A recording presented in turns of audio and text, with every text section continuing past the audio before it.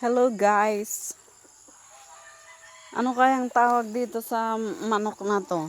Kasi bawat klase iba-iba ang mga pangalan nila. Ayan. Ayun din. Pero halos yung iba pare-parehas. Yung kulay pula.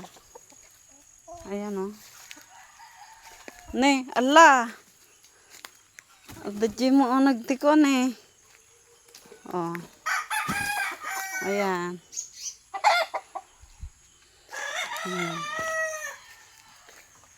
Meron pa doon. Meron pa sa kulungan. Ayan guys. Oh, meron pa dyan. Saka ayun, puti.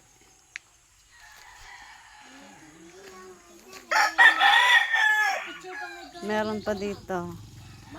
Ayan. Asawa sila.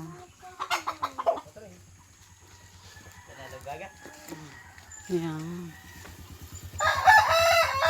Wala na. Yun lang.